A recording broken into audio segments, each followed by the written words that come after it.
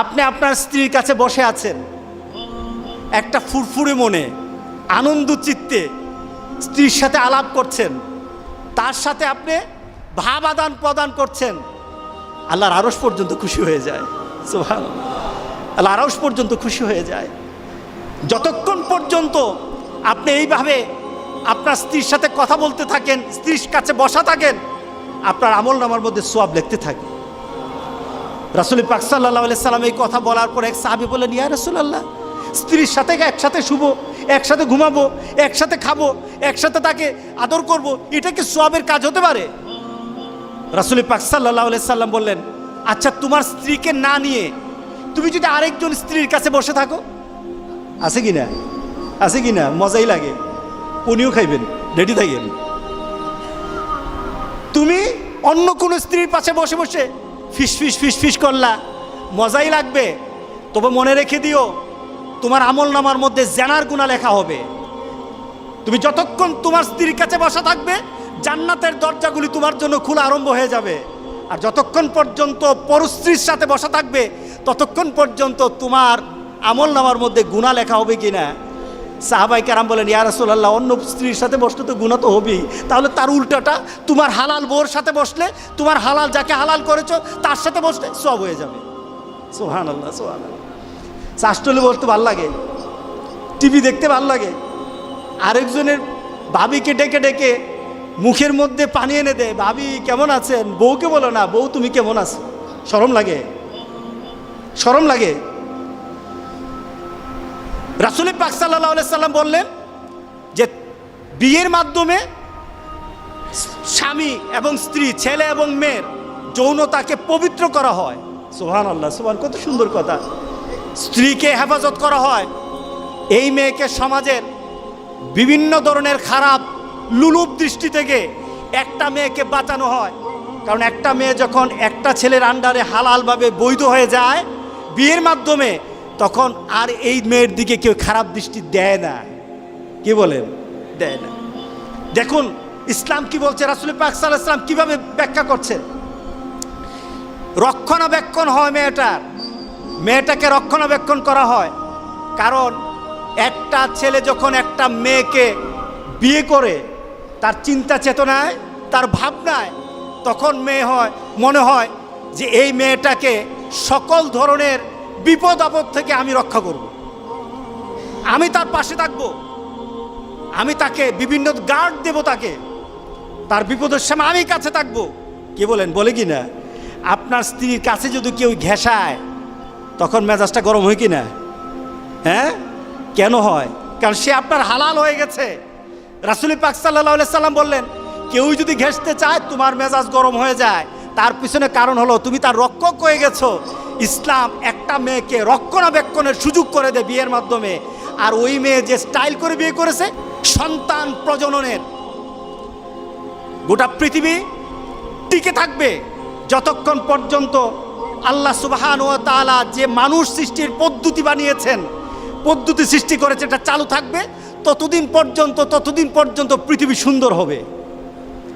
আপনি ইউরোপ আমেরিকায় যান, বাচ্চা নাই, 40 বছর আগ পর্যন্ত তারা বাচ্চা কাচ্চা নেয় না। এটার পার্সেন্টেজ কত? 77%। 77%। আমি অনেক দিন আগে একটা ডাটা দেখেছিলাম, ইউরোপ আমেরিকার ছেলে মেয়েরা তারা 40 বছর 45 বছর পর্যন্ত তারা বিয়ে করবে না। মানে কি? বিয়ে করলে তো বাধা হয়ে যায়।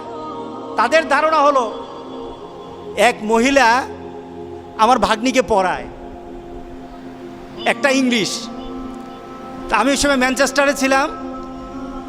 তো ওই মহিলা আমার বান্ধবীকে বলছে তার 100টা ফ্রেন্ড আছে, 100টা ফ্রেন্ড। তো আমার ভাগ্নি মনে করেছে যে তার ফ্রেন্ডগুলি সবগুলি মেয়ে হবে। সে বলছে আমার 100টার মধ্যে 99টা হলো বয়ফ্রেন্ড, একটা হলো গার্লফ্রেন্ড।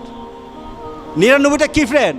বয়ফ্রেন্ড, আর একটা হলো গার্লফ্রেন্ড। কারণ তাদের কথা হলো বিয়ে আর বাচ্চা নেওয়ার মাধ্যমে আমাদের জীবনের যে একটা চাহিদা আছে, চাহিদাটা নষ্ট হয়ে যাবে। চাহিদাটা পূরণ করতে পারবো না। সুতরাং 100 ফ্রেন্ড কোন দিন কার কাছে যাবে এটাও তার তালিকা নাই। এটা হলো পশু থেকে আরো খারাপ। কি বলেন, ঠিক আছে কিনা বলেন? পশু থেকে আরো খারাপ। কিন্তু ইসলাম বলে কি? ইসলাম বলে যে তোমাদের একটা নির্দিষ্ট সময়সীমা, আমাদের সমাজে যেটা আছে 18 বছর, এটাও তো রাষ্ট্রীয় হতে পারে, কিন্তু ইসলাম কিন্তু বলে দিয়েছে যখনই কোনো ছেলে আর মেয়ের মাঝে অবাধে যৌনাচার এবং হারাম পথে চলে যাওয়ার কোনো ধরনের সিমটম তার মধ্যে দেখা যাবে, তখনই তাকে বিয়ে করে দাও, তখনই বাবার কর্তব্য তাকে বিয়ে দিয়ে দাও। এটা আমার ইসলাম বলেছে, এটা আমার আল্লাহ বলেছেন, এটা আমার রাসূলের বলা। সুতরাং যতক্ষণ পর্যন্ত এই পদ্ধতি চালু না হবে জেনা ব্যভিচার কমবে না, বাড়তেই থাকবে, বাড়তেই থাকবে, লিভ টুগেদার বাড়তে থাকবে। রাসূল পাক সাল্লাল্লাহু আলাইহি সাল্লাম থেকে যে আমাদের বিয়ের মাধ্যমে কি হয়, আমাদের প্রজন্ম সৃষ্টি হয়। আমাদের সমাজে প্রজন্মের এই সমাজও আছে, ওই সমাজও আছে। মুসলমানরাও বলে যদি বিয়ের মাধ্যমে সন্তান জন্ম নেয়, এই সন্তানগুলি হলো আখিরাতের পুঁজি। কোথাকার পুঁজি? আখিরাতের পুঁজি। একটা সঠিক পদ্ধতিতে সন্তানকে যখন বড় করা হয়, এগুলি হয় যে আখিরাতের পুঁজি। আর বিয়ে ছাড়া যে সন্তানগুলি হয়, আমাদের সমাজে সন্তানগুলির একটা নাম দিয়েছে, নামটা কি? হারামজাদা। কি বলেন, রাগ করতেছেন নাকি? কারণ কি? একটাই শুধু নীতি, শুধু বিয়ের পদ্ধতি নাই, একটা হয়ে গেছে জান্নাতের আশা। আর একটা পদ্ধতি না থাকার কারণে সে সমাজের মধ্যে নিকৃষ্ট একটা পর্যায়ে চলে গেছে। এই নীতির মধ্যে যারা আঘাত করবে, আল্লাহর কসম, আল্লাহ দুনিয়া তো তাকে দেখাবেন, আখিরাত তো তাকে ছাড়বেন না। কি বলেন, ঠিক আছে কিনা বলেন? একটা সঠিক পদ্ধতিতে এই সমাজের মধ্যে মানুষ বৃদ্ধির একটা ব্যবস্থা হয়ে যায়। এরপরে কি হয়? রাসূল পাক সাল্লাল্লাহু আলাইহি সাল্লাম কাল হাসুরের দিনের সাহাবায়ে কেরামদের সাথে একটা গর্ব করতেছিলেন। সুবহানাল্লাহ, উম্মত নিয়ে গর্ব করতেছিলেন। কি গর্ব? রাসূল পাক সাল্লাল্লাহু আলাইহি সাল্লাম বলছিলেন কাল হাসুরের দিন উম্মতরা দাঁড়ানো থাকবে, নবীরা সামনে থাকবে, উম্মত দাঁড়ানো থাকবে। কোন উম্মত হবে, কোন নবীর পেছনে উম্মত হবে 50 জন, 1000 জন, লক্ষ জন, কোটি জন হবে।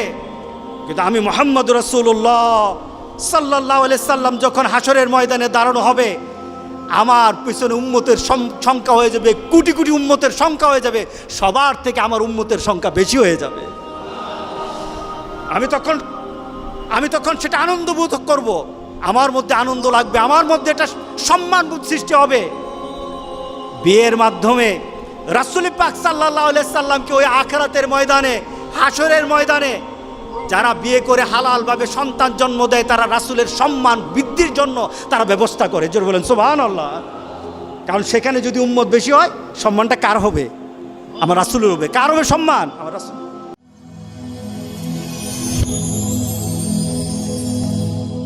Rose TV 24. Enjoy by listening to the Holy Quran.